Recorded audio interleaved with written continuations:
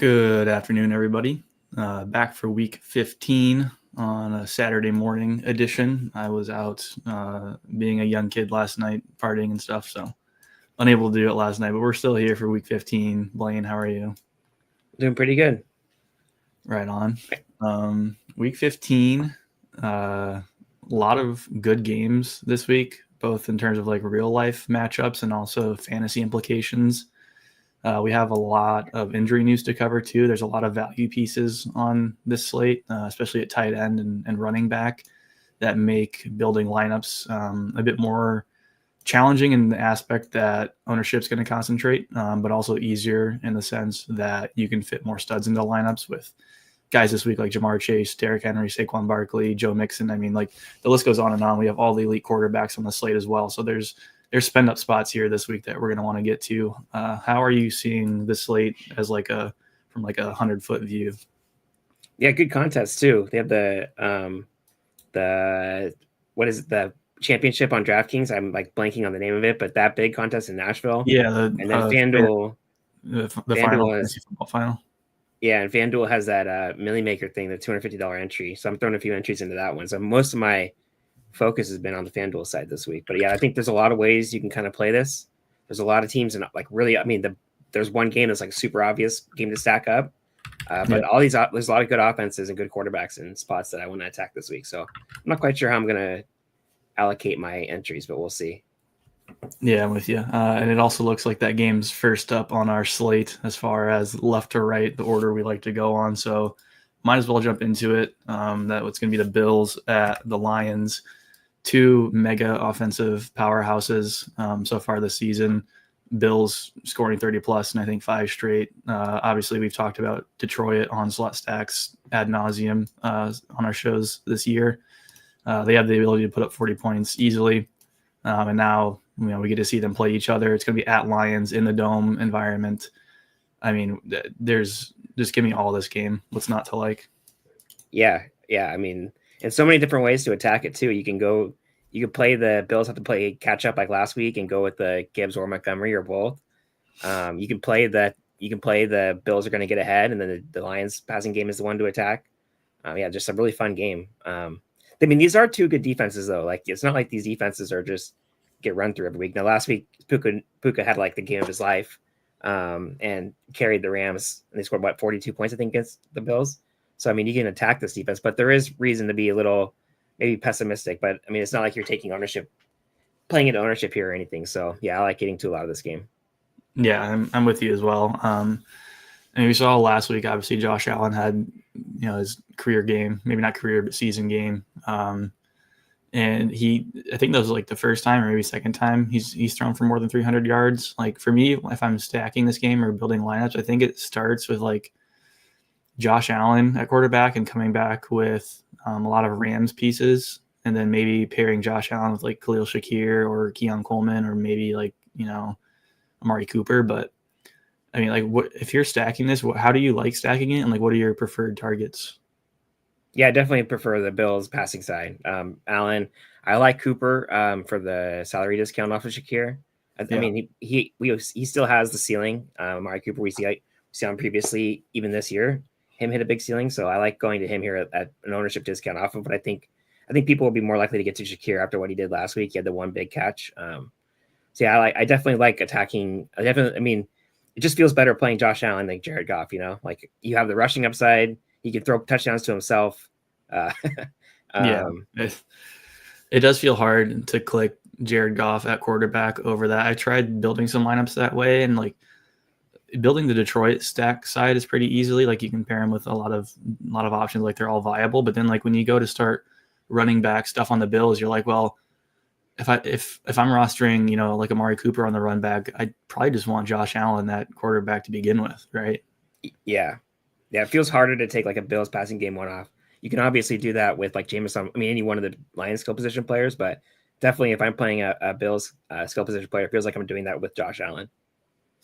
Yeah, I'm with you there. I do like the run game, or like both running back options, I should say, from the line. I mean, I do every week, but I mean, this week in particular too, I think the middle of the field for the Bills and against the run, they're more vulnerable. I mean, I still think Amon-Ra can easily get there, but you've kind of seen, in general, his target counts are pretty low, but that's also kind of come as like natural to the Lions game scripts they typically play and win handedly. So I think in a competitive game here against the Bills, like Amon-Ra could probably hit his double-digit target count, and if he is hitting that, then there's probably a good chance he's scoring like 25 plus. Yeah, on the FanDuel side, I simmed out the slate for that. It's like 11,000 entry, the $250 contest. Yeah. I got no Goff stacks and no Amon-Ra, but I did get like the bringbacks for Montgomery and Jameson Williams, which I mean I guess makes sense, right? Because the ceiling on Williams, Montgomery in the scenarios where Lions are ahead and run the ball a lot. I was surprised to not see much of the Josh Allen Amon-Ra combination. Yeah, I think I ran a sim earlier too, just putting some of my initial stuff in on DK. And I also noticed it was not likely for me to get Jared Goff sacks. And again, like Amon-Ra, I had to boost up and do some massaging with just to get, at least a decent percentage of him in lineups. Yeah. I mean, it absolutely has a potential to nuke, on like a 100% count. So yeah, definitely worth mixing him in somehow. It's just, I think it's just tricky with the salaries to make. I mean, like you said, like the Bills, their defense is fine, but like they've given up big games to like actual good offenses. Like obviously the Rams put up 44 on them. Dolphins and Ravens both scored I think 30 plus on them as well. So it's, I mean, we're gonna pound the drum all day on this, but like this game is incredible to stack. Yeah, I mean, how what are you playing? What contests are you playing this week? Like, how much of your portfolio would you allocate to stacking up this game? So I got the 3 max and a couple single entries on DK, and then like you on FanDuel, I'm throwing my name into the hat for the 250 contest. So smaller field stuff generally, not like super small stuff, but low thousands for entry size. Yeah, I was trying to, because I'm playing I think 5 in the 250. I was trying to decide how many I would allocate to just Allen, Cooper, and then I bring back from Detroit. I was thinking maybe 2 out of 5, but I mean, it feels so easy to just go like, okay, let's just load up on this game and go 5 game stacks of this, and just because I mean, this is just such an obvious spot. No team, even Jared Goff throwing 5 picks against Houston, who's like a top 5 EPA per play defense, didn't stop the Lions offense. So I don't see why you'd see the Bills defense stopping them. So yeah, it just feels like you want to get as much of this game as possible. I'm trying to figure out how to do it. Yeah, I agree. If you're running out just like a regular 150 set or something in the mini max, and you told me you had like 40% Bills, 40% line stacks, I'd be like, all right, cool. That's fine. Yeah, I think I agree with you there. Anyways, yeah, great game. You're gonna want a lot of it. Ownership is great. Ceilings here are great. Not much else to say. Is this a 125? Yeah, okay. So this is a late game. I was just wondering because there is going to might be a couple late swap situations for both sides actually for this game. Yeah. I mean, if for example Bucky Irving's rolled out, Rashad White on DraftKings becomes like the most obvious chalk play. Probably allows you to get some more of this game too, swap into it. So it's worth I think noting that. We'll get to it, but I think Bucky is like trending down, like he's on the doubtful side of playing. So I think Rashad White is going to be popular among the other value running backs we'll talk about. Want to move on? Yeah. Let's do it.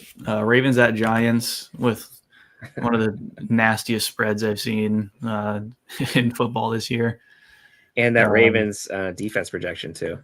Yeah, I'm getting a ton of them, and it's hard not to. Even at the price, like it's a totally reasonable price. There's really only 3 defenses I want to play, maybe 4 this week, and the Ravens are one of them. I mean, implied team total is great. Derrick Henry against the Giants and the Ravens' tendency to run the ball when they can. It just sets up to be an incredible spot for him. Yeah, and the FanDuel sims I ran, I was getting the Ravens about 50%, which is pretty extreme for a defense, but it's just pretty just seems pretty unlikely that the Giants are going to be able to move the ball, and Tony DeVito loves to take sacks, so that combination is really hard to get away from them, it feels like, on FanDuel at least. Yeah, I mean, the Giants are starting Tommy DeVito. The offense is putrid. They're missing guys on the line on both sides of the ball. From all aspects of this game, the Ravens O-line should dominate. They're already generating, I think, 3 or 4 yards before contact for the running backs, and now they're going up against the Giants with defensive linemen and defensive players on injured reserve or not playing this week. It's I mean, it just sets up a spot where Henry could get 25 plus touches, 150 yards, 2 touchdown game. It's all lining up. Yeah. I wonder what the combination is going to the combined ownership is going to be of the Henry Ravens, because that's just so easy, right? You don't have to think about this game at all if you just play that combination. Yeah, exactly. You get, with the salary discount on the Ravens defense too, a little bit on FanDuel. I mean, it just makes a lot of sense. So I just wonder about playing both of them together. If you're just kind of, everybody else is going to be playing that too, Right. I mean, the other way you could attack it is obviously the Ravens are going to score points here. Perhaps it's not Derrick Henry. Perhaps it's a Lamar Jackson stack. It's really hard for me to get to. I don't think I can do it this week. But Lamar's priced up. Say Flowers, limited target volume. I guess you could throw Mark Andrews' name into the hat with no Charlie Kohler. But yeah, I mean, I think I'd rather just, eat whatever chalk is there and play Derrick Henry over like a Lamar passing game stack. There's so many other better quarterback stack spots, in my opinion. Yeah, I mean, Lamar is definitely viable in large field. And then 11,000, I mean, you could probably do it in the 250 on FanDuel. But like in Power Sweep, for example, like a 4,000 or 5,000 entry contest, it's pretty tough to get to Lamar. Yeah, I'm totally there with you. Yeah, he's pretty easy to get to. We haven't talked about value pieces yet, but if you want to pay up for Derrick Henry or even Derrick Henry like plus Saquon this week, you can do it. There's value at tight end, there's value at running back, there's value receivers. It's pretty easy to get to some stuff this week. Yeah. Really no interest for you on the Giants side of anything. I mean, we're done with the Giants experiment for this season, right? Like Neighbors doesn't want to play. Tyron Tracy is getting like pretty decent pass catching volume, and he's probably going to get a lot of dump offs here from DeVito, but I still don't think I can go there. He's too expensive compared to like other backs around him in better roles. Yeah, it's funny how he went from the Panthers in the most dire situation we've ever seen to now the Giants in the same season. Yeah, now it's like Bryce Young, Chuba Hubbard, watch out, like the Panthers are coming. Yeah. Anyways, that probably that offense is tough. I mean, that's just that game. The Saints game that last week against the Giants was just tough to watch. Yeah, it was brutal.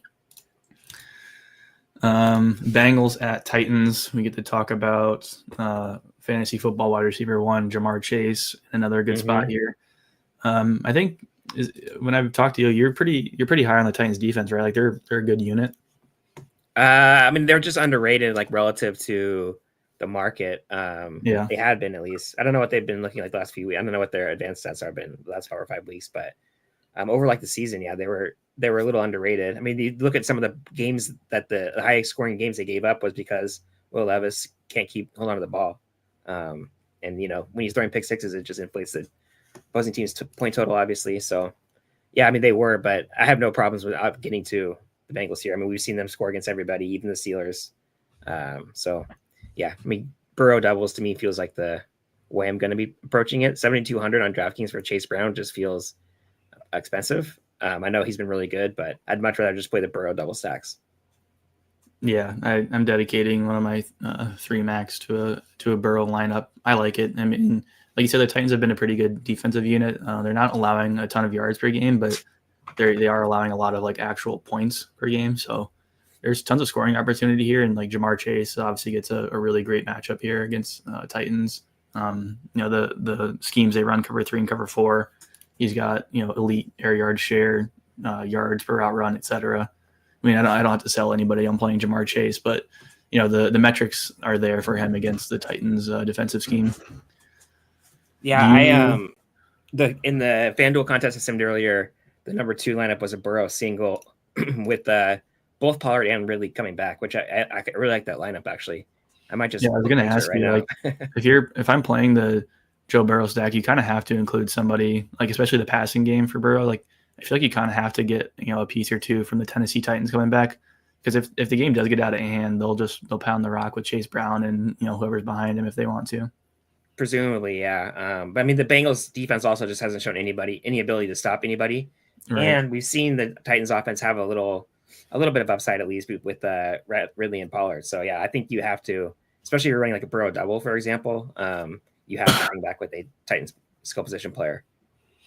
Yeah, I mean, it can't be Nick Westbrook-Ikhine anymore, right? I mean, we're just you would think, but every week he gets open for an 80-yard touchdown. Inexplicable. I do think Tyjae's playing this red. Though Tyjae and Pollard will kind of split roles, split duties. Yeah. Kind of makes me more interested in the Ridley side of things, especially the secondary we've seen on the Bengals side is pretty leaky. So yeah, Pollard did sim extremely well. I only ended up with 21% in the top 150 lineups, but he was in 3 of the top 5, so he sims really well. It is tricky with the splitting the workload with Spears. I'm not really sure I'm going to handle it, but I mean this lineup with Burrow, Chuba, Pollard, Elijah Moore, who's really cheap on FanDuel, Jamar, Ridley, Hunter Henry, Brian Robinson Jr., and the Browns defense like that. That just looks like a really good lineup to me. I mean, I might tinker with it a little bit, but as a base of playing both Ridley and Pollard together with Chase and Burrow, and you can even play T. Higgins in the lineup too as well if you really wanted to. That just seems to make a lot of sense to me. I did. As a side note, you were mentioning Brian Thomas Jr. I noticed when I was running Sims, I was getting a lot of like one-off Jags or maybe two-off Jags between Brian Thomas, Brenton Strange. Are you getting a lot of Jags and Sims? I meant Brian Robinson Jr., not Brian Thomas. Sorry. Well, yeah, no, I don't really see much Jags, which is surprising. Okay. There might be a DK specific thing. Yeah, this is FanDuel, and then this is my projection, so I wasn't using ETR. Okay, yeah. Which also probably helps. I do see one Brian Thomas Jr. and a Josh Allen stack towards the top, but otherwise, yeah. I get more Jags defense than I do Jags skill position players. Interesting. Anyways, as a side note, are you including Chase Brown in your Joe Burrow stacks? I think I am. Obviously the touchdown equity is there, and like he's averaging 6 or 7 targets a game as well. Yeah, I think you can. The only lineups that I have that simmed well with Brown and Burrow together were onslaughts that included the Bengals defense. So just playing for the Lions style, like 40-10 beatdown. I think you can. I wouldn't like explicitly rule that out. It's just really hard when he's 7,200 now, and you get T. Higgins for $400 less, who is only a pass catcher. I think it's probably more viable in smaller contests where you're just trying to capture general like offensive production and touchdown equity and stuff. But yeah, you get into like the medium to large size contests, and you have to really hit like a unique combination for Burrow, Brown, and like a Jamar all to go off with different spots in the environment with run backs on Pollard and Ridley and stuff. Yeah, and all three, well, at least the 2 pass catchers have ownership attached, right? So you're not really getting an ownership discount. That's why I think you have to come back with like Pollard at 5%. And then if you go Pollard and Ridley, that's also probably going to be pretty unique because people don't want to play too much of the Titans offense, I'm assuming. So yeah, you got to find ways to get unique if you're going to do the Burrow Chase, Burrow T, any combination of those. Yeah, Bengals are showing a 70% first half pass rate, and then that drops 20% when they're leading by 7 or more. So yeah, if you're playing the Joe Burrow stacks, probably want to get at least some pieces from the Titans that say that this game stays relatively close within a score or two. Yep, and by proxy, Chase Brown, you probably don't want to be playing with too many Titans. Would be my assumption, because you kind of need the game state where the Bengals are up by 14, and you don't really get that much production from the Titans offense. Yeah. I also think that you could play the Titans defense as the leverage spot here for super cheap. I think that's viable, even though it's scary. Yeah, I don't know how much I'll get to. It's probably not a lot, but I don't know. Burrow can look bad at times for sure. Like he is capable of turning the ball over, but there's a lot of really good spots for defense this week. It makes the Titans a pretty hard click. For sure. Yeah, it looks like Megabyte Ronnie was echoing what I said earlier. I got a sim we'll pull up after this, but I was seeing a lot of Brenton Strange, a lot of Brian Thomas Jr., like 1 or 2 offs as maybe salary saving pieces, I guess. I think they just project pretty well, or maybe ETR is higher on the Jags than we are, or the rest of the industry is. So yeah, I mean, Evan Ingram is out, so obviously Strange is like the value makes sense. Mac Jones is still quarterback, right? Yeah, Mac Jones is still quarterback, and like obviously Evan Ingram was like kind of like the Jonnu Smith on the Dolphins, where he was pretty much the primary target in the offense, and they're not going to give Brenton Strange the entire Evan Ingram workload. So I guess that makes sense as to why some other receivers are projecting better. Yeah, but presumably with Mac Jones, you're getting more of the check down, easy throws to the tight end stuff, which makes Strange decent value. I'm with you there. let's cruise on to Commanders at the Saints. We have some obvious injury news to talk about here. The Saints are missing pretty much everybody, rolling out Jake Haener at quarterback. Commanders are going to be without Noah Brown the rest of the season, so that's opening up some value. I've seen De'Ami Brown pop in Sims quite a bit just because he's cheap, and he'll slot into a bigger workload with no Noah Brown. What do you see from this game? Do you like anything? Well, I just remember when after 2 weeks everybody said that the Saints are the best offense since the greatest show on turf, and now look at them. It just goes to show how much things can change over the season, Yeah. I'm getting choked up just thinking about it. No, I like I do like Jaden Daniels at like no ownership. I don't really have much. I know the Saints look good against Tommy DeVito, but it was Tommy DeVito, and we've seen teams be able to get points on the Saints this year. I'm not really. I know that the Commanders have been trending down a little bit on offense, but I still think is like at no ownership here, Daniels has as much as any upside as any quarterback in the league because he can run, obviously. And when he goes off, he usually goes off with McLaurin. So that stack is pretty obvious. And you have the value with De'Ami Brown. So yeah, I like getting the Daniel stacks this week. I'll probably play one in that FanDuel contest. Yeah, I was getting a lot of Jaden Daniels with Zach Ertz as a pairing, which I kind of liked quite a bit. Just sets up really well. I think without Noah Brown, the Commanders might switch to more double tight end sets, and that could bring in more work for Ertz while they bring in like a pass catching or a pass blocking tight end and use him to block. So yeah, I mean, if nothing else, Noah Brown he's not like Marquez Valdez-Scantling or whatever, taking deep shots down the field. And so when he's out, De'Ami Brown will take more of those deep throws, but then you have all this space underneath for Ertz. With targets that might have gone to Noah Brown, now they might go to Ertz. Yeah, I do like that, especially if I'm stacking him with Daniels. Mm-hmm. That seem to be over the season. That seem to be the lineups that sim the best are Daniels Ertz and not really Daniels McLaurin. I think it's just because of the price thing. Yeah, and also Daniels' upside is kind of linked to him rushing. So yeah, it's true. And the other nice thing, I guess, about Daniels stacks this week too is you're getting leverage off of a somewhat chalky Brian Robinson Jr. Like if you don't want to play Brian Robinson Jr. and you want to play the other chalkier running backs, it's pretty easy just to go with a Daniel stack as a leverage away from that.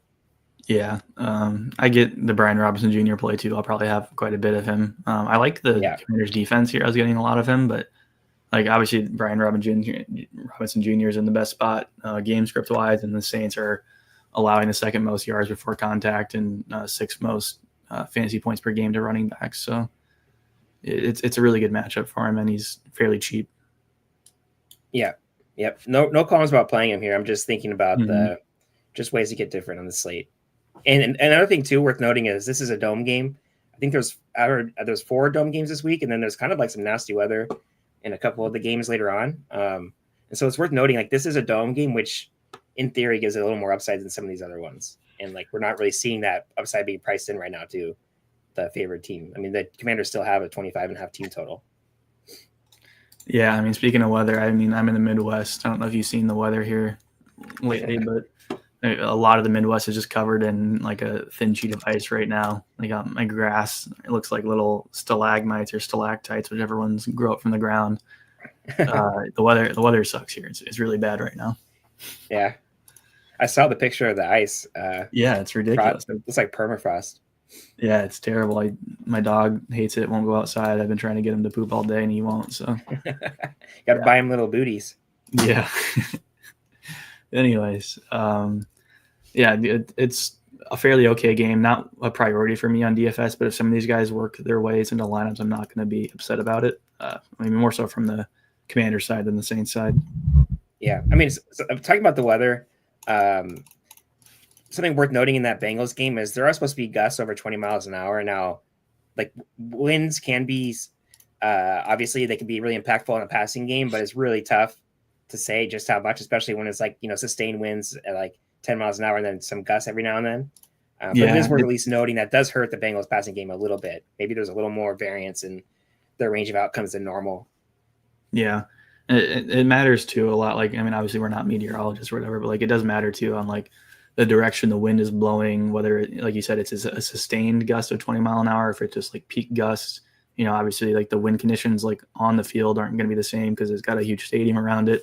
The whole thing, I typically I typically don't play into weather too much because projection sources are already accounting for that based on Vegas lines, and obviously Vegas isn't going to be over or underrating weather. They're just going to be rating it. So Yeah, you don't want to adjust your medians, but you do, I think, want to adjust the range of outcomes. Yeah, I do think that's fair. Yeah, the standard deviations in our tool. Yep. Steelers at Eagles. I mean, I think it's going to Another be good game. fun real game to watch too. DFS, it was a bit tougher for me to get to pieces here or want to do it just because of the state of both of these defenses and how they performed the past few weeks. I still think it's possible for really ceiling games here, but I think the most likely outcome is something a bit slower. Obviously, Pittsburgh is going to be without George Pickens, so they're going to rely on their running game more. We already know the Eagles are just a run-first team, and they'll run the ball as much as they can. And though that the Steelers' defense has been fairly good, both against the pass and run this year, it's still Saquon Barkley. He already broke the record, and he's got 4 or 5 games to go. So I'm not going to tell you not to play Saquon Barkley.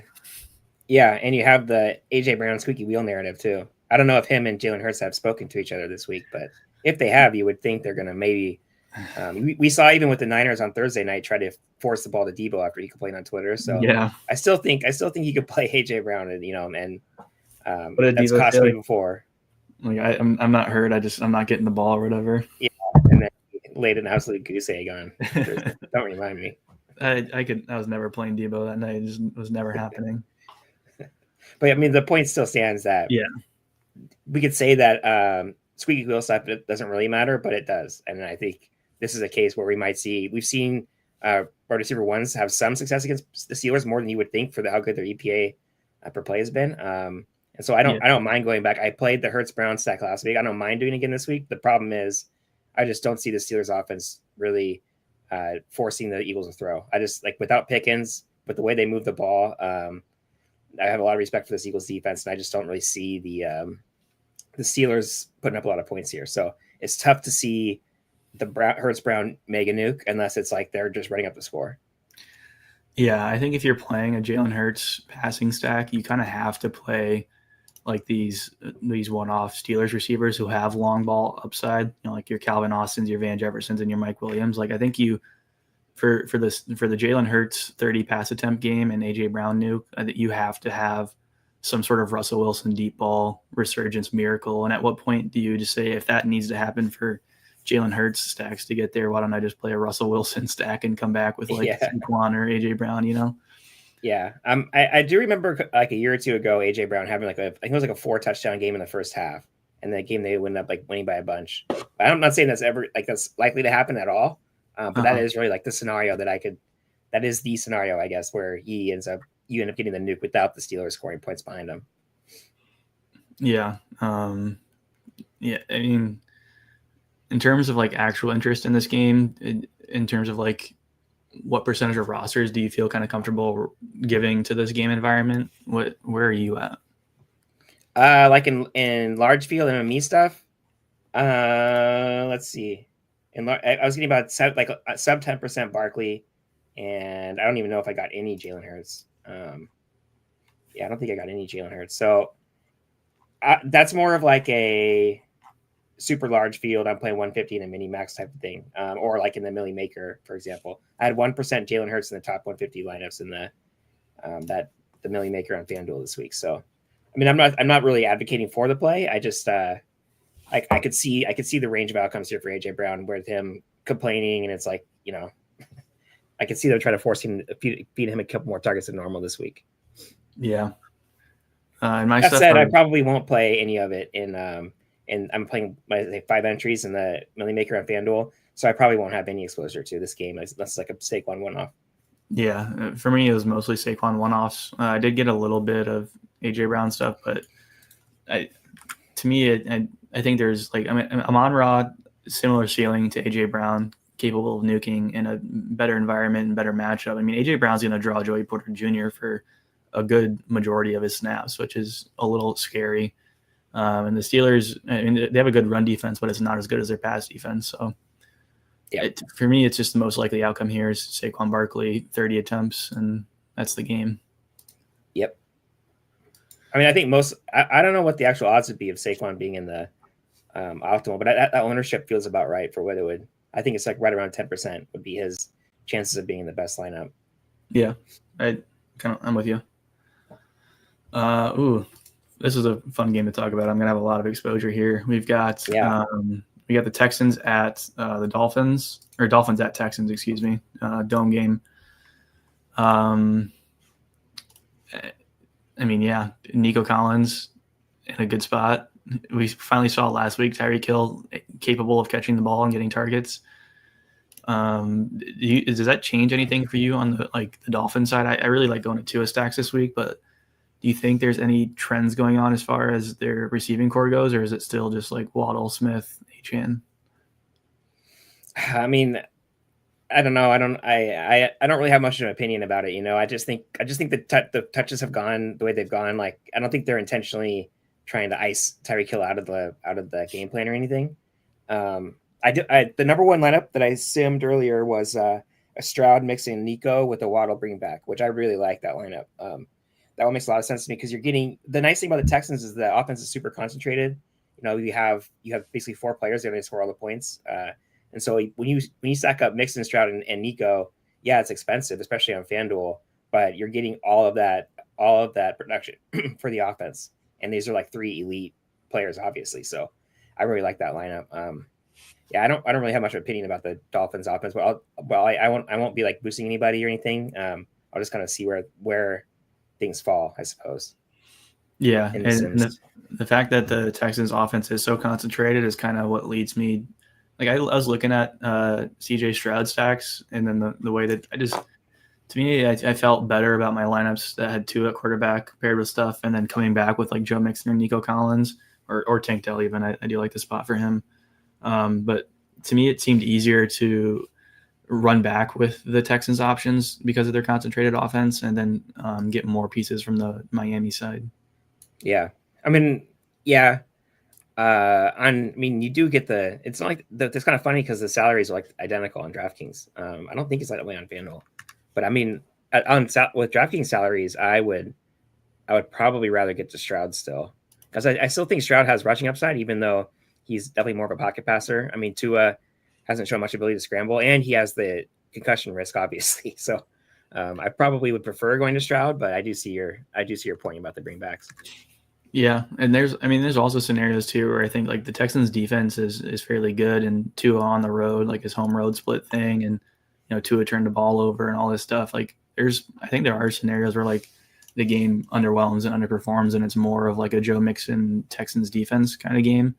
Yeah. But if that's the case, then like I don't think there's a ton of upside in general. So I kind of, if I'm playing it, I kind of have to assume that the game is going to be a 50-point game, and there's fireworks on both sides of the ball. Yeah. On FanDuel, Tua is 8,300 and Stroud is 7,400. So a massive salary difference. Yeah. Tua is basically unknown at that salary. Yeah. That does make a huge difference on FanDuel. So yeah. Any love? I mean, there's gonna be a lot of love for Dalton Schultz as a value tight end this week. Field seems to be going there. Out of the value tight ends, where does Dalton Schultz rank for you?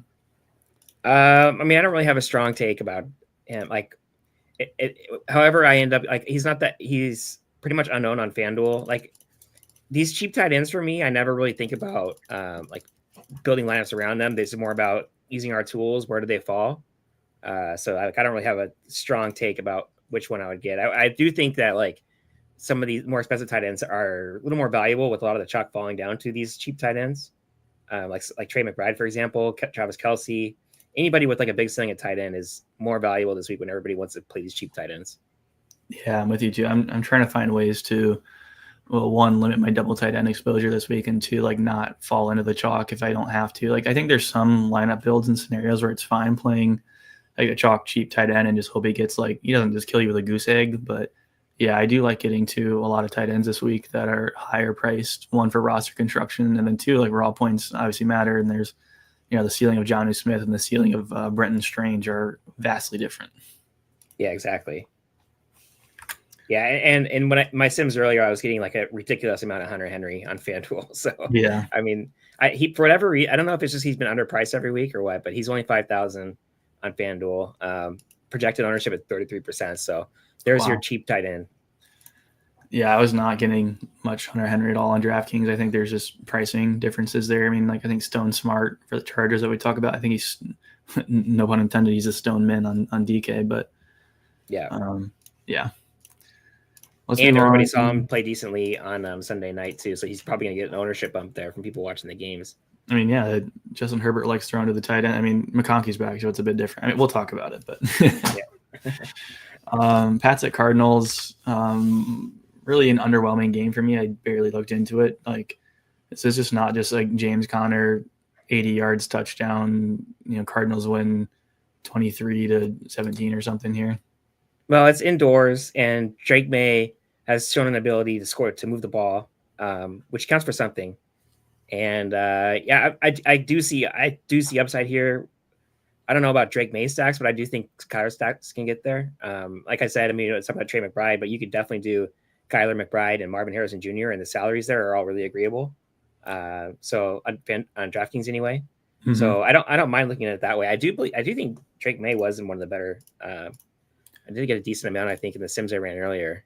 Yeah, there's a Drake May, Hunter Henry lineup with actually no Cardinals, but yeah. I mean, the floor on Drake May is pretty good. He scored, he's a pretty consistent, like 18 plus fantasy point score, just because the Patriots O line sucks and he has to run the ball, whether scripted or not, every play. So yeah, and he can run. Like he's a pretty athletic quarterback.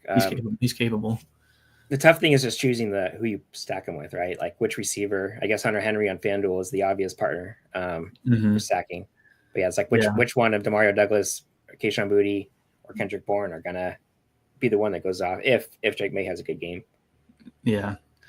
I mean, Marvin Harrison Jr., we did see like last week and the week before a little bit more involved in the offense. Like the first, 8 weeks of the season or whatever, he was barely getting any targets, and now they're kind of they're trusting him with more volume per game. So, and he's really cheap now, 5,500. So perhaps, buying the bottom on MHJ. So yeah, after I was done, I gave up on him. Now, of course. He teased us with one game early in the season. I think it was like week 2, maybe, or maybe it was week 1. And then we were like playing him for 4 weeks straight, and he's just laying up like 2 points, 3 points, and brutal stretch. But perhaps it's time. Perhaps we go back to the well. Yeah, I really don't mind it on DraftKings, especially where all three of those players are so cheap. On FanDuel, he's only 6,600 as a receiver. That's a really good price too. Marvin Harrison Jr. But Kyler is more expensive on FanDuel, which is why I wasn't getting as many stacks as I probably would have on DraftKings. Yeah, like you said, Douglas, Boutte, and Bourne they're options, but just know that if they score 0, you can't be mad about it. But the ceiling is kind of there. Like it's a decent ceiling for a wide receiver at 3,500 and 3,600. So yeah, I mean they're large field plays, right? They're like 100%. You're playing in the flagship stuff. Yeah, I agree with you there. Any love for Ramondre here against the Cardinals? Yeah, I mean the nice thing about him is he gets almost all the usage, except for the one time I played him, and then Antonio Gibson like inexplicably played half the snaps. But yeah, I mean I think this Cardinals defense has kind of overperformed their metrics all year. I'm not really a big I mean I think Jonathan Gannon's a good defensive coach, but I'm not really a huge believer in them. I know the numbers look decent for them, but I do think that the Patriots have opportunities here to move the ball. And like I said, this is going to be a good weather game for sure because it's indoors on turf. So yeah, I don't mind getting Ramondre here at all. Yeah, nice. Yeah, good touchdown equity too. And if they're scoring on the ground, besides the Antonio Gibson vulture, it should be Ramondre Stevenson, perhaps a Drake May rushing. So yeah, and Arizona is 22nd in EPA per play allowed on defense, so it's not like they're like some juggernaut unit. So yeah, I do like this game. I think more than you do. It sounds like. Yeah, for me on DK with like the ownership, like you have Kyler Murray at 16%, James Conner at 20%, and then you go look at the ownership of like Josh Allen, Jared Goff, Amon-Ra and Jahmyr Gibbs, and it's like half that, and it's like, yeah, but Goff, I mean, Josh Allen is $2,500 more expensive, Yeah, it's not really an apples to apples comparison, but maybe I value ownership a little bit too much, but to me, the game environment, it's okay. It's it's okay for me. If it buries me, it buries me. I'm elsewhere this week. Let's move on. Bucks at Chargers. Like we mentioned earlier, McConkey back for the Chargers, but Will Dissly will not be starting, so that elevates Stone Smart as a really good value play. He's 2,600 on DK, projecting for a lot of ownership, and I kind of get it. The Chargers, started the season pretty run heavy, but now that their running back consists of, basically the ghost of Kamani Vidal hasn't been good for them, and Gus Edwards looks terrible. They've relied on passing more, and it's shown in the stats for McConkey and Quentin Johnston, who is a target monster but can't hold on to the ball. Yeah, Josh Palmer looks good to me at, like 1/10 the ownership of Lad McConkey. I know McConkey's been like the target of choice when he's healthy, but first of all, he could always hurt himself again. And Palmer looked really good in my opinion on Sunday night, or was it Sunday night? Anyway, I do think Palmer looks good as like a value receiver here at no ownership compared to McConkey. I don't think McConkey's. How do I phrase this? I think McConkey's role is good, but I don't think like the target share is as concrete as we've seen previously. Yeah, and Josh Palmer kind of profiles out the same as Quentin Johnston. Limited volume, but huge upside per target and per touch. And if from what we've seen from Quentin Johnston, Josh Palmer's dropped balls too, but if Quentin Johnston gets 6 targets and Josh Palmer gets 3, it's possible that they both catch 3 balls because I don't know what it is. He cannot hang on to the football. It's yeah, he's got concrete hands. And then also injury news, no Bucky Irving for the Buccaneers, most likely. So that elevates Rachaad White into a bigger role. We've already seen like the Bucs running back, whoever scores them, whoever they prefer that week, typically scores like 20 DraftKings points or more. So it puts Rachaad White in a pretty good spot here against. Yep. I think the Chargers, they're a bit easier to attack, I think, on the ground than through the air. But and Sean Tucker becomes a very obvious leverage play off of Rachaad White. I'd probably negatively correlate them running Sims, and Sean Tucker, no ownership, extremely cheap, and allows you to play kind of into some of the chalk, like in the Buffalo Detroit game, and to have like a unique running back build. So I do kind of think Sean Tucker makes a lot of sense here. It's scary, but Rachaad White's obviously a fine play. He has pass catching volume. He's been cemented in as the 1A or 1B with Bucky Irving, so I wouldn't expect him to just lose touches all of a sudden. But I do think that Sean Tucker does have a little bit of upside here at like no ownership and very cheap salary. Yeah, they've shown in the past that they don't want to give one running back all the workload here, no matter who it is. So I do like that as sort of a pivot play. Mike Evans, pretty tough matchup here. I love playing Baker stacks in the passing game for the Bucs, but I don't think this week is the week for it for me. Yeah, agreed. Baker's been efficient all year long. There hasn't really been a defense that's stymied them. They even were one of the teams that beat Detroit. So, or maybe the only team is Detroit one. I can't remember. Anyway, see, I don't mind Baker stacks, but I'm not going to be forcing them in. And I don't like Mike Evans always has as big a ceiling as anyone, but it's just one, like if he ends up in some of my lineups, it's fine. If I end up with a Baker stack or two, okay, but I'm not going to be boosting or changing their projections or anything. Probably the only thing I'll do is just add a little negative correlation to Rachaad White and Sean Tucker to see how that sims out. Yeah, the field does seem like getting to both sides of the game here. I think if I'm playing this, I'm playing these guys as part of a game stack. I don't really want like a McConkey one-off, or I guess Rachaad White you could argue as a one-off. That makes sense to me, but for the most part, I think a lot of my exposure to this game is going to be involved in the game environment itself. Yeah, yep, agree with you. I was going to say on FanDuel, Smart isn't as obvious of a value. All that ownership goes to Hunter Henry instead of Stone Smart, just because you aren't getting the same salary discount. Yeah. So he's a little easier to click on FanDuel, I guess, at 4,500. It's not like it's an exciting play, but Lad McConkey, he's killed me all year long fading him, but like 30% on right now I haven't projected. I probably will be under on that. Yeah, 30% is hard to get to. He's sitting at 16.5 from ETR, which I can stomach, but still, it's not my favorite wide receiver play. So Yeah. Likely will be at or under the 16% number on DK. Yep. And my projections, I had Bucky Irving still kind of like half in, half out. So I will push an update after the show. And I think I also had Disley in, which is now he's out. So yeah, I'll have an update after this to fix all that. Sounds good. Let's move on to Cowboys at the Panthers, where we have two attractive running back options, at least on DK, projecting to be highly owned. We saw Chuba Hubbard take over a huge workload in the Panthers' backfield and do very well with it. We've seen Bryce Young perform a lot better in the past 2 and 3 weeks than he has over the season. Now gets the Dallas defense, who is easily attackable. Leggett, Thielen, and David Moore have all looked fairly decent and capable as pass catchers. But obviously the chalk here and the preferred way to attack it seems to be through the running backs for both sides here. Yeah, Chuba just seems really hard to get away from now. All the injuries for their running backs, Jonathan Brooks just tore his ACL again, which sucks because he was really good at Texas. So like he has no competition in the backfield. They use him in both the passing game and the running game. It's just hard to get away from on either side. So yeah, that's Chuba seems like a pretty obvious smash. Dowdle, on the other hand, like I know the Cowboys have shown a more commitment to running the ball, but at that ownership, I just think there's a lot of ways you can go at running back this week, and I don't think you need to play into Cowboys on like this Cowboys offense into ownership. That's one that I feel like we can get away from at 24% or whatever. Yeah, I'd much rather play Chuba at 38% than Dowdle at 23%. Like Chuba's role and his upside to me, it's way more solidified than Rico's is.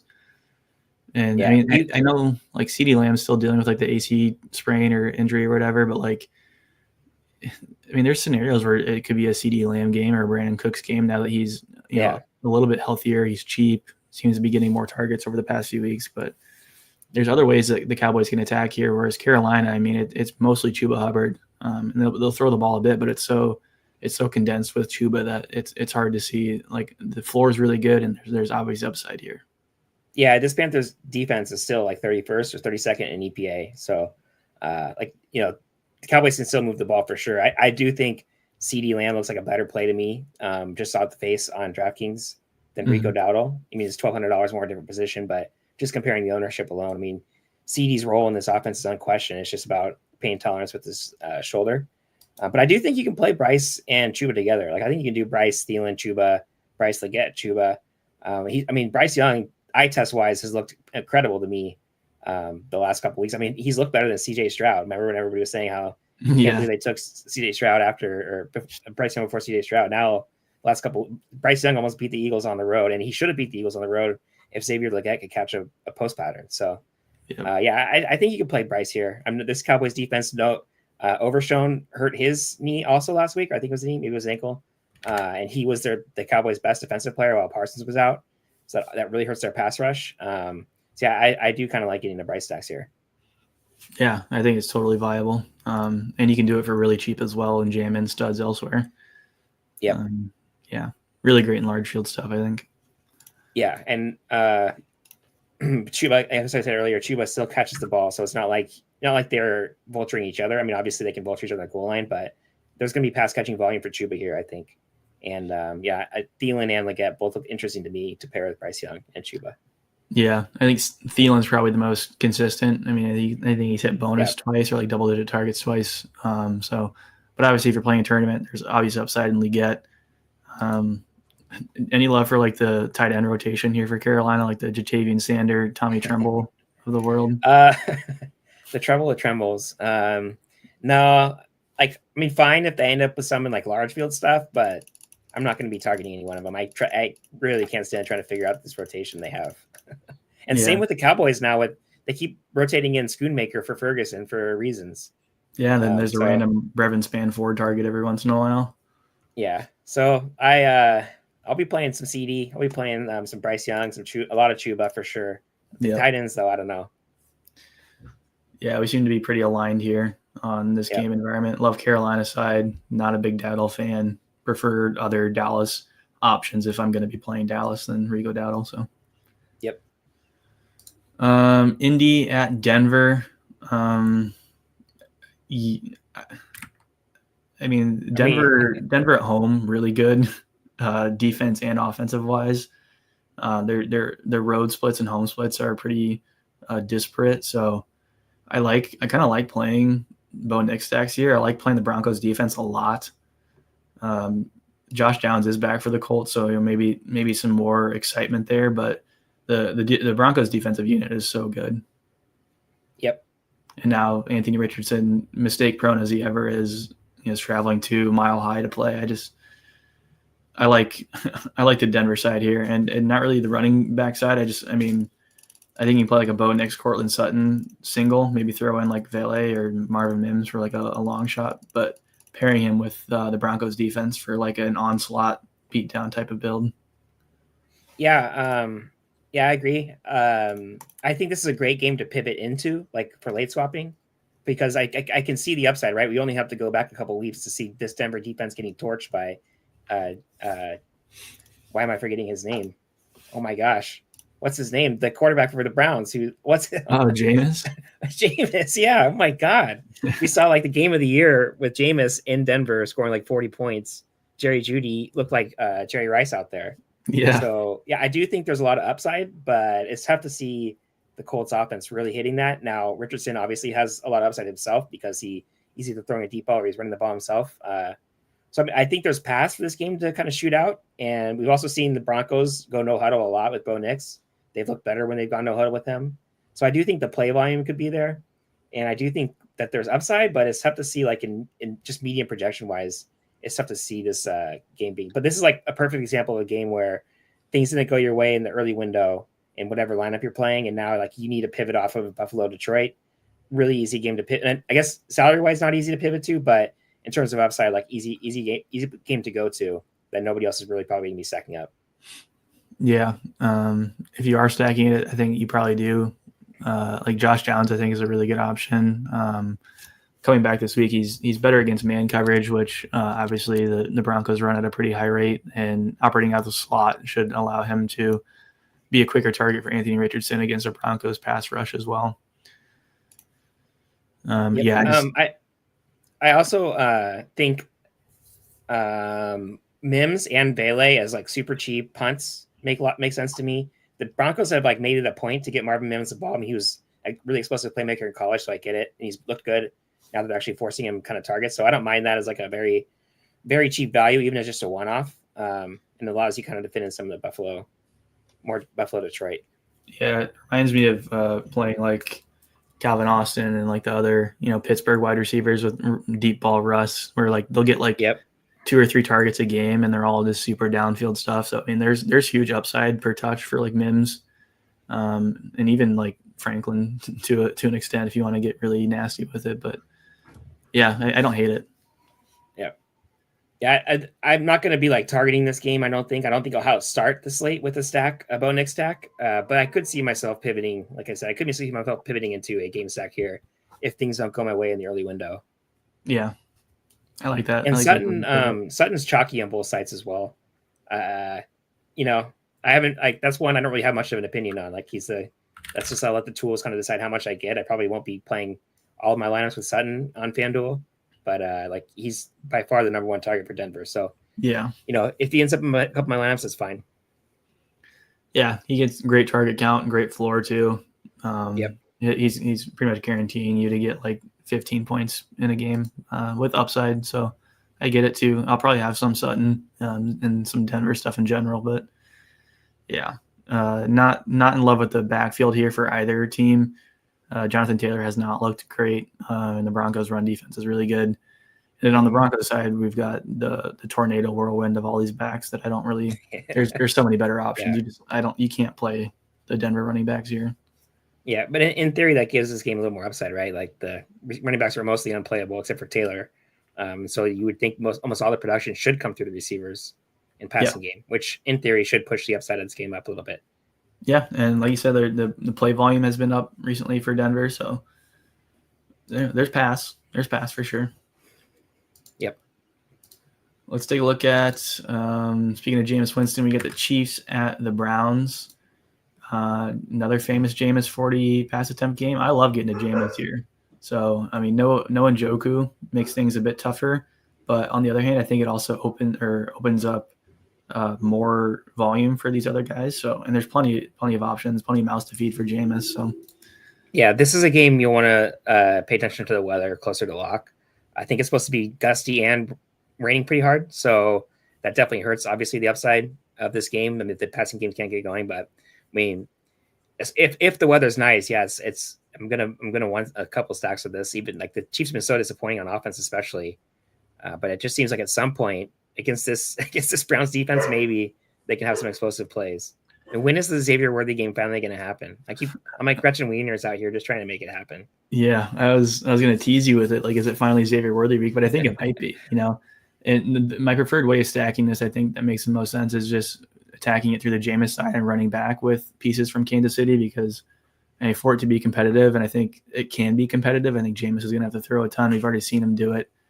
And he's got clear stacking partners that are pretty cheap. And then I do like on the other side of the ball, like DeAndre Hopkins, Xavier Worthy, and Travis Kelce as my run backs here. Yeah, I mean, every Chiefs game is competitive. It's kind of the problem is it's competitive, but it never in a way that forces them to kind of expand their play volume or really force the ball down the field. Yeah, and like the Browns, I don't think will have any success through the run game here. Nick Chubb has looked not great. His snap rate isn't even that good. And then obviously the Kansas City run defense is pretty good with their front guys. It just sets up really well for a Jameis Winston passing game. Like you said, though, weather conditions here are not great. Something to monitor, I guess, going into lock on Sunday. Yeah, Elijah Moore is extremely cheap on FanDuel, so he's projecting for a decent amount of ownership. He's like below minimum salary receiver somehow. He's like 4,700, so he's like Stone Smart level cheap. Yeah, so he's going to get ownership. He uses it in a lot of my sim lineups, which makes sense as a punt. Man, I want to play Xavier Worthy so bad. Like if Marvin Mims can have 100 yards receiving and a touchdown against this Browns defense, why can't Xavier Worthy? It's got to happen at some point. Yeah, I mean, I have a Jameis lineup with Xavier on the run back right now in one of my lineups. So one of my 3 max lineups. I mean, I like it. Yeah. It's just gonna be like Jordan Akins. You got another cheapie. Michael Woods and Jordan Akins are both cheapies, stepping into bigger roles for the Browns, salary saving options. I mean, obviously Jordan Akins is not the beast that David Njoku is, but Akins is still like a really big target. When he was on, I believe, the Texans, he was an end zone target, just a big body to throw at. So I could see like touchdown upside there if you're just playing a punt tight end. But I think like actual like passing volume is probably going to flow more through Moore, Judy, and Michael Woods. Yeah, I think it's probably right. I think the Njoku injury also helps Moore's floor a little bit. I think they kind of have some of the similar target. What do you call it? Target in the same areas, I guess. Like Moore isn't being trees or whatever. Yeah, route trees. Yeah, that's the phrase I was thinking of. So I do think that helps Moore's floor a little bit, not having Njoku there. Yeah, like Jordan Akins isn't going to step in and take the David Njoku 10 target role. So yeah, those targets are going somewhere. You buying the Kelce back in Ohio narrative? Oh God, the Eras tour is over, so Taylor might be there. Yeah, no, I am playing Kelce, but not for the narrative. I do like him this week. Anything else from this game? Nope, just this is one I'll be paying attention to the weather tomorrow morning and to see how I feel about it. But I do think that this, similar to the last game, actually has more upside than maybe the total is showing. Yeah, I agree. Where are you on the thermometer for this game? Because I'm same thing. I do think there's well, I don't even say that upside, but I've been saying about the Jets offense for weeks now. We just know where all of the volume is going to go through 3 players, right? Through Garrett Wilson, Devontae Adams, and Breece Hall. And Adams has been the one player that's actually like really had a couple big weeks in a row. And yeah, I mean, the total is terrible in this game. It's going to be a bad game. Like I don't really want to be watching much of this, but it's pretty tough for me to not think that like Rodgers stacks can't get there. If you do Rodgers, Hall, Adams, I guess we aren't sure about Breece Hall. Is Breece Hall in or out? I haven't really. He's like in a weird questionable spot still, isn't he? Yeah, I think he's questionable. So he's not even my favorite. If I'm playing this, I was asking you how you felt about this because I was getting a lot of them in the Sims and I didn't like it at first, and then I started looking at it and I'm like, I I have a Rodgers, Adams, and Wilson in my 3 max. So I really if Brees like Hall is them winning out, it. if Brees Hall is out, you would expect their PROE to be up, just like last week. Mm-hmm. And if Brees Hall is out, also you have like Braylon Allen's not really cheap, but Isaiah Davis, you might be able to play him as like a punt running back as well. He was the pass catching running back last week. Yeah, him and Braylon split work last week. Yep. So yeah, I mean, it's not like a 40. I don't really want to be playing much out of a game of the 40 total, but it's pretty hard not to at least be interested in this Jets offense. Yeah, I mean, the only thing that is going to make this like not a game you want to play is just if the Jets get away with it and the Jags can't produce anything on offense with Mac Jones. I mean, Jets defense has been okay this season. They're really good at pressuring the quarterback and sack rate. And obviously Mac Jones struggles against pressuring. The Jags O-line is not great. So, I mean, I think there's scenarios where like the Jets defense dominates here as well. And I think that's the only scenario I'm worried about when I'm playing like these Rodgers, Adams, Wilson stacks.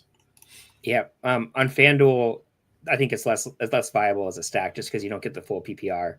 Yeah. With the 2 receivers. Brian Thomas Jr., he's somewhat chalky on FanDuel as well, and I ended up with about 8%. I think I have him projected for 16% ownership right now. He's still chalky on here as well. I don't know. It's just tough to play a chalk receiver when it's Mac Jones throwing to him. Yeah, it's not great. To me, it seems more of like a vacuum and target projection with Evan Ingram out, where like projection sources, we have to attribute those targets and that production to somebody. And it's not just Brian Thomas Jr., but he's the main beneficiary of that. But like you said, like it's Mac Jones at quarterback. The Jets defense isn't like elite, but they're pretty good, and they're going to cause issues for him. The game total is already not great. And it just seems like a spot where ownership is only there because of, the projection is there, and the projection is really only there because Evan Ingram's out. Yep. The one lineup that did some well on FanDuel was a Rodgers Adams stack with Tank Bigsby as a bring back. Do you have an opinion on Tank? I mean, yeah, I drafted ETN in season long, so I'm very familiar with how the Jags backfield has shaken out, especially over the past few weeks. I'm dying. I mean, they're splitting snaps. They're both fine. I refuse to play ETN, so yeah, fire up Tank Bigsby. Yep. Auburn legend Tank Bigsby. Yeah. You're sick. You're tearing up thinking about the Tank Bigsby game. I've had this when I came back from Norway. I've had this stupid, I don't know if it's like bronchitis or what, but sometimes, man, I start coughing and start crying. Your ass. Yep. Is that let's flip over to FanDuel quick and we can talk about Sunday night stuff. Yep. Which is actually a really important game on FanDuel. Yes. And just in general in real life. It's gonna be a fun one to watch. Is it this one or this one? Yes, I have. You can just use my. I mean, I don't think much has changed. They're pulled up. Yeah. Okay. Cool. There we go. Wait. No. This is the Sunday night game. Yep. So we've got Green Bay at Seattle. If I can filter this correctly. I guess this matters more on FanDuel. I haven't built out FanDuel yet. What are your exposures like to this game? What are you getting? Geno stacks simmed extremely well to me on FanDuel. Yeah. Geno and Metcalf especially. I think 2 of the top 5 lineups that I simmed were Geno stacks with DK and then Josh Jacobs as a bring back. I'm not sure about the weather. It's been like really rainy in Oregon and in California, so I don't know if it's going to be supposed to be wet. But I mean, 46 total is pretty attractive. And if you're going to beat without Jair Alexander, especially on the Packers defense, if you're going to beat them, it's going to be through the air. And the other thing too is Charbonnet, I expect to get ownership after how good he looked last week. And so playing Geno as leverage off of that makes a lot of sense to me. So I do like getting to Geno stacks here a lot. Yeah. Packers are facing quite a few secondary issues with cornerbacks, Jair being the main one to think about. So that opens up a ton of stuff for DK Metcalf and Jackson Smith and Jigba as well, who we've seen finally priced up above DK for a while now. Just due to his performance, he's been really, really good. He's not as great against zone coverage that Packers run, but still tremendous upside. But I do lean more towards DK here as well, just given the ownership on them is both low enough. Yep, and this is also this is a great game to have on Sunday night as far as pivot options because all these players are pretty expensive and they're easy. Like you can easily, if you had, let's say you had a Buffalo Detroit stack and you had, I don't know, Tank Dell, and Tank Dell just bombed, you could always just swap off to this, which is a lower owned game. I would then Buffalo Detroit, and it has a lot of upside in my opinion. So yeah, I like targeting this game a lot, and I like having this as an option to pivot as well. Yeah, I mean, there's obvious upside on the Packers side as well with Jaden Reed and Christian Watson. It looks like Christian Watson has sort of been the main guy over Dontavian Wicks as far as like route participation and stuff. So I tend to prefer him, although the pricing is there, as is the projection and the ownership. So yeah, I'm not gonna be targeting the Packers passing game as much. Probably for me, it's Jacobs and Jaden Reed. From this offense, but I'm going to be playing a lot of the Geno, DK, and Reed, Jacobs bringbacks, maybe even Christian Watson just for the ceiling he has. I'll probably end up with one or two lines like that, or depending on how many I end up playing. But yeah, I'll be playing quite a bit of this game, I think. Yeah, I mean, we know how LaFleur likes to play the game, and Josh Jacobs here, obviously, probably getting 20 plus touches in the game, and the Packers just aren't willing to throw the ball unless they absolutely have to. And this could be a scenario where they don't have to. You know, the Seattle run defense isn't really that great. So there's a lot of opportunity for Josh Jacobs to rack stuff up on the ground. And he's not a huge target monster, but the Seattle defense is pretty susceptible to pass catching backs. Yeah. It is worth noting, though, that the Seattle defense has been much improved the last few weeks, and they got healthy. And also, I think the Ravens kind of did the same thing last year with Mike McDonald calling the defense for them.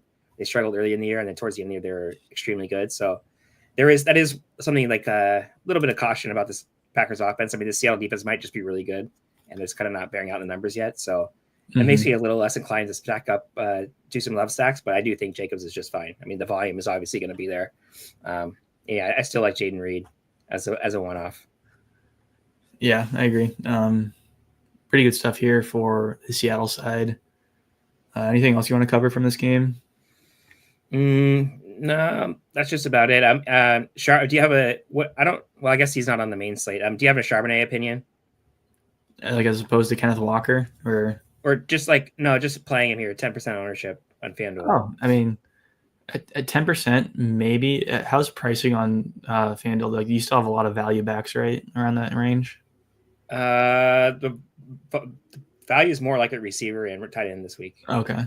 I mean, I think he's fine. Seattle against Arizona was shown to run the ball pretty heavily. I mean, that was obviously injury based and whatnot, and more matchup based as well. But I mean, Seattle throws the ball, Seattle runs the ball. I think it's fine. Yeah. Yeah. For the record, ETR now I haven't updated for the Kenneth Walker news. These were projections from last night. With Walker out, ETR has Charbonnet projected for like 32% ownership. I have a feeling I'll be around there, probably a little lower than that, but I have a feeling that 32% is a different question. For me, that makes me even more inclined to play Geno stacks and not play Charbonnet. Just attack the other side of the ball. Pretty good classic leverage spot. Yep. Let's go position by position. Give some of our favorite picks at low ownership. Quarterback seems to be dominated by Kyler Murray and Justin Herbert, above 10%. Favorite play under 10? Probably. Well, on FanDuel, Geno. On DraftKings, let's go CJ Stroud. CJ, nice. I'm gonna take the cop out answer here and go with Josh Allen. I guess I could go Jared Goff as well, but yeah, it's hard not to like a ton of stuff from this Bills Lions game. Ownership's great, and the ceiling's there as well. So, I mean, I know what they haven't projected for ownership wise. I just can't believe people aren't going to be jamming more Josh Allen after last week. Like, it feels like a good steam candidate, right? But I mean, even if he blocked, you flip the cards and he comes in at 10%, I probably still want 10% or more. Yeah, I mean, I agree. I'm just surprised at the ownership right now. Like, I just think people are going to like. There's value on DraftKings too. You could do a double tight end value lineup if you wanted to with Josh Allen. I just can't believe people aren't playing more of him. Yeah, he's a great play, and I do think he probably gets steamed up too. I don't know. I don't know what the word around the industry is, but he seems like he's in a really good spot. And the name, the game log watchers will be there. Hand builders will probably be there. So, yep, for sure. Running back, we've got Chuba as the highest owned running back. I love him. White and Dowdle's right behind him. Connor and Chase Brown projected pretty highly as well. starting our under 10 list with Saquon Barkley and below. What are you seeing from this list of running backs? Man, tough one. Let's go Tony Pollard here. I know that Tyjae Spears is back, but this Bengals defense hasn't stopped anybody all year, like I said earlier. I'm not too concerned about the workload, even with Spears back. I'll go Pollard.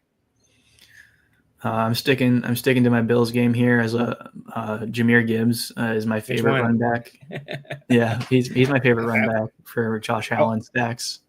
I was kind of leaving the clone for you.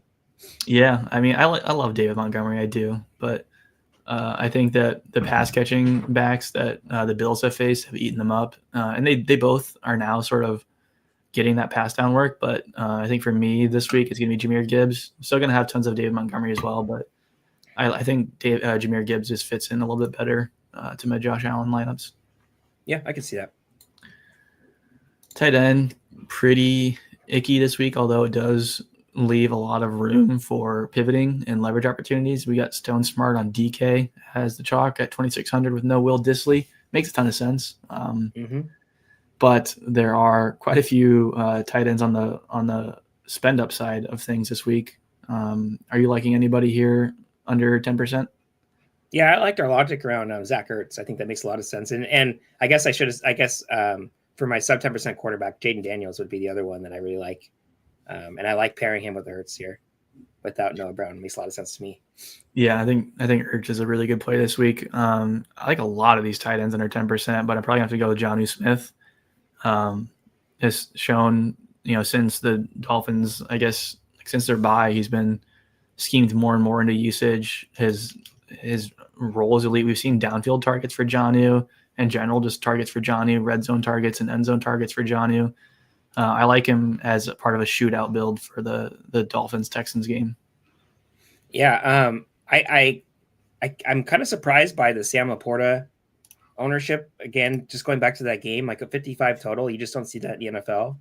And only 7% ownership right now. I just can't believe that's going to stay. Like I do like him a lot if it's under 10% still, if he stays under 10%. I mean, I'd much rather play him, for example, than like a chalk Hunter Henry, who's about the same price on DraftKings.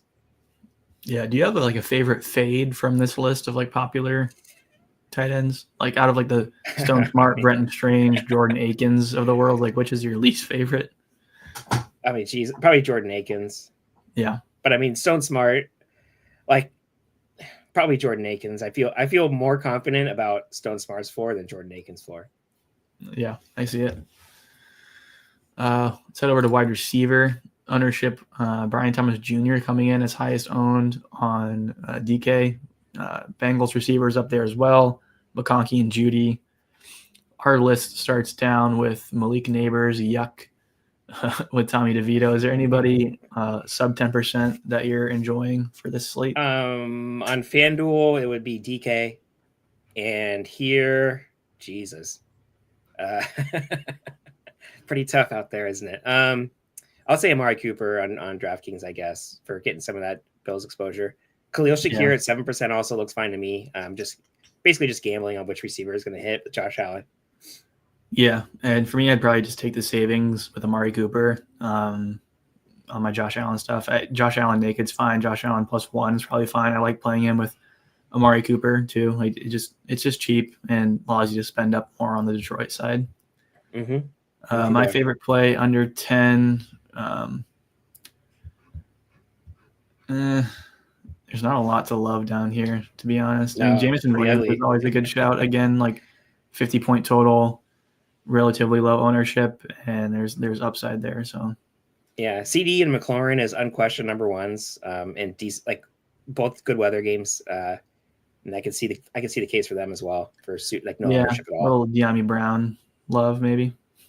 Oof, yeah, I mean you can.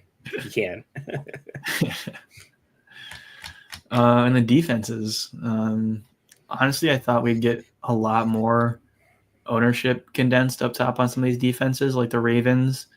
I really like the Commanders this week at 3% against Jake Hayner. I think that's a really good spot for them.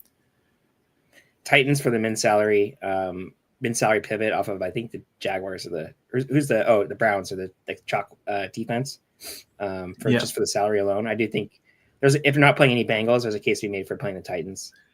Yeah, I'm not getting to any Browns this week. I love the Ravens here at 14%. They're expensive, I get it, but I mean, it's just a really good spot. Jets, I think, are okay. Like, I can stomach the Jets as well.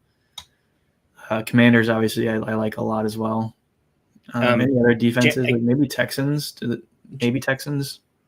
Jaguars against Rodgers, who can't move. Yeah. And like at any point, the Jets could just quit. Rodgers could just pull a Devondre Campbell / Antonio Brown and just leave in the middle of the game. It wouldn't surprise me. So yeah, I mean the Jags scored a lot against Sam Darnold and Justin Jefferson, right? So I mean, they can get it done. Yeah. I did run a sim earlier. We'll take a look at it here and kind of see the exposures we're looking at. So I ran the Rodgers. Yeah, we get a lot of Rodgers in here, unfortunately. Jesus, dude. Cooper Rush and Aaron Rodgers is the two of the top 5 lineups. That's tough. Yeah, so like Herbert, Rodgers, Daniels, Murray, Winston, Lamar, Burrow, Josh showing up at the quarterback. Obviously, Rachaad White, Chuba Hubbard showing up top. A lot of Derrick Henry, which I like. I think Derrick Henry is a really good player this week. Tight end. I like those. I like those Jaden Daniels double stacks and one with the onslaught with Brian Robinson. It's interesting to me that there's no bringbacks there with the Saints. I wonder if it's just because like the only really viable one is Kamara and he's expensive. But that is interesting to me that you're seeing these onslaughts without a bringback. Yeah, let's take a look at our top 150 Jaden Daniels lineups and sort of see how exposure looks.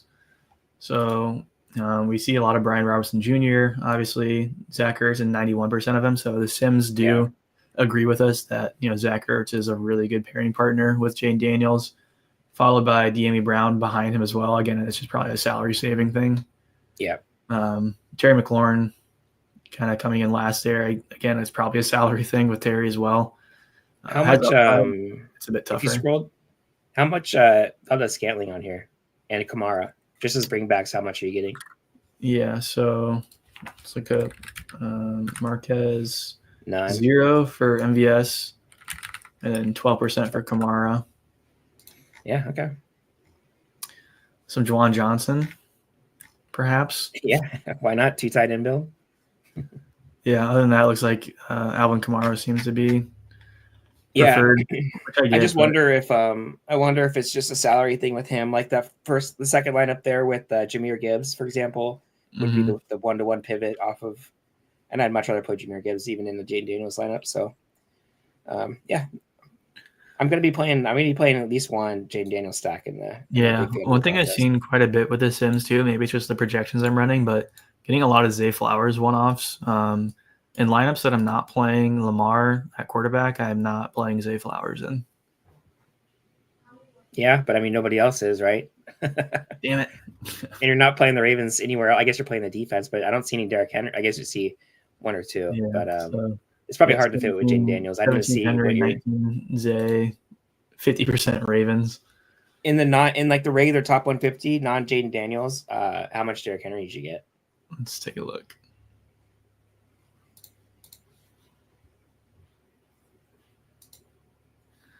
Uh, 25% Henry, so fair chunk, and then 39% Zay.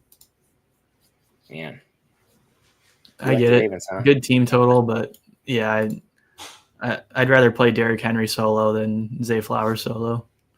I mean, Zay Flowers' role is really kind of underrated because people just see the two running, Lamar Jackson and Derrick Henry just think running, but he is the unquestioned number 1 target in that offense. Yeah, I agree. Mark Andrews has declined a little bit, and likely he's getting more snaps, taking away the target share from Mark Andrews. And there's an argument to be made that Zay Flowers is just good at role right now, is like CeeDee Lamb or McLaurin or any of the other receivers priced around $7K. So I do see the case for it. It's just not a fun one. Yeah, I agree with you. Are there any other stacks you want to look at here and see kind of how the pairing partners or run backs shake out? What about Stroud, I guess, because I did say him under 10%. Let's take a look. It'd be interesting to see how many of these are Stroud, Mixon, and I see Tank, not Nico. Yeah, and so all Schultz. We got Mixon at 20% in these lineups, Tank at 50-ish, Schultz almost 90, Nico again hovering around 30. I'm kind of curious where like our Tyreek. Oh, we do. I'm just blind. Tyreek 13%. What about like Achan 3%? Waddle 7. Jonnu 1%. Wow. What is that Jonnu lineup? I might play it. Hubbard, Daddle, Dell. There's the goddamn Zay Flowers one off. Is killing me. I might hand build this and just swap that to like Nico and pivot down from Daddle or something. I don't know. And I'm definitely cursing you right now, but no matter what you decide with Zay Flowers is going to be the wrong decision. That's just how it always works out in this, where it's just like it's like a scab.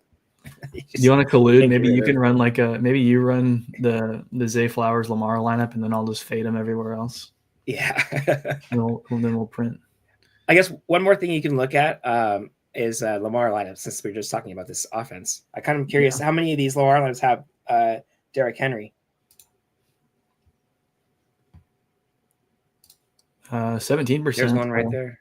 Yeah. The full onslaught Ravens. Top 2 or 2 of the top 3. I mean, I was just touting Jahmyr Gibbs. This one's got Waddle, Flowers, a couple of Cleveland guys I like, Stone Smart and the Ravens. I mean, this is a lineup I might play. And like it looks like about 5% Malik Neighbors just looking at the green bar. And then the 5th, 6th lineup down there in the middle. Yeah, down here, like 6%. Yeah, so I mean, absolutely a case for the Ravens onslaught this week. Absolutely a case for it. It's not. I probably won't play it on FanDuel, but I think you can definitely make a case to just run 5 or 6 Ravens and just hope they do what the Lions do.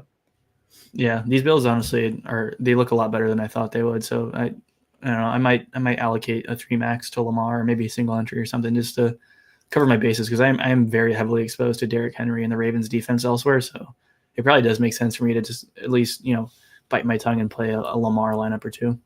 Yeah, I need a Derrick Henry masterclass for both of my fantasy leagues I'm in the playoffs in. This guy says he likes Andrews more than Flowers this week. I do kind of see it too. Like I mentioned before, Charlie Kohler's out. Mark Andrews is kind of old and he's aging, but I feel like his target role is still pretty good, and his role inside the 20s is still really good. So yeah, and no ownership concerns at all. Like unlike some of the other tight ends. So yeah, I don't mind that, especially paired with Lamar. I don't either. And then I did want to see how the Sims preferred the Dolphins pass catchers, because I know that it's always tough, and I kind of want to see where they were ranking at. So they like Waddle and Hill, obviously. A little more Waddle than Hill. Achan, not even cracking the top here. Where's Achan? Super low, 1%. This is the Achan lineup. There you go. And then Johnny 38%. Yeah, man. I'm gonna have to run some more sims and see how stuff shakes out. But yeah, you could tweak some of the correlations as well. You might want to boost the A-chain 201, for example. And then 15% of these with Joe Mixon. I do like Joe Mixon as part of the run backs here as well. And it makes a lot of sense. 6, Nico 3. So I kind of like that. Although is that just that one's crazy, the top one. It's Naked Tua, Tank Dell bring back, and then nobody else. Yeah, that's your Millie winner lineup. Yeah, that's like, what is this guy 80? That's one where the person who has it has the AceMind logo, and it's like, change it more people see. Yeah, I do like a lot of these builds. I like playing Tua stacks here with Jonnu, with Waddle, with Tyreek.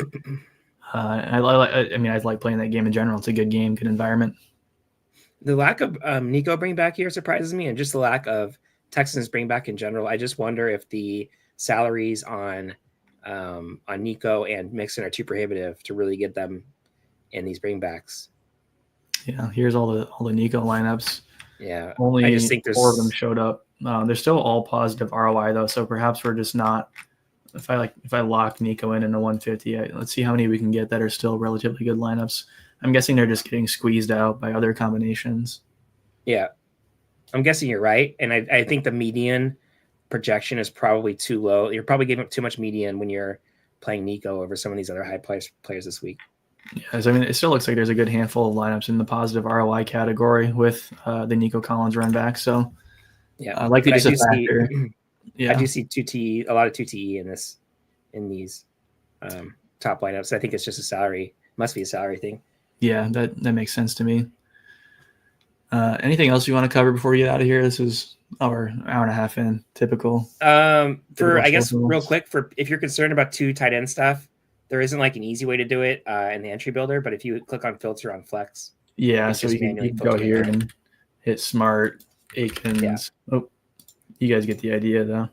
I guess not a great way to do it, but for future reference for us, we might want to add a column onto our entry builder that just marks as a double tight end lineup, and then that way it just becomes a quick filter for people. Yeah, that's probably a good idea. But just for the record, for people, if you're trying to avoid that kind of build this week, it doesn't seem like they're actually simming that well in general, and I think that just shows the relative upside of the 2 tight end lineups. Unless you're able to fit in a bunch of expensive players, I guess you are, but expensive players with extreme upside, it's just tough for the 2 tight end lineups to win. Yep. So if that's all from you, it's all from me. I want to thank you guys for tuning into the show. Long edition this week. We ran long, but a lot of fun games to talk about, and I think we covered a lot of good stuff. So best of luck to you guys in your contest this week. Yeah. Good luck to our buddy Draft in the DraftKings Live Final. We'll be splitting with him. MJ Chan on the leaderboard. So if you're in the contest, you're looking at it, make sure to root him on. Yep. And then I hope if I don't win the million FanDuel, I hope it's you. I hope one of us. We need that AceMind logo at the top, the 7 figures. Likewise. Yep. All right. Thanks for watching, guys, and we'll catch you next week with the Week 16 show. All right. See y'all.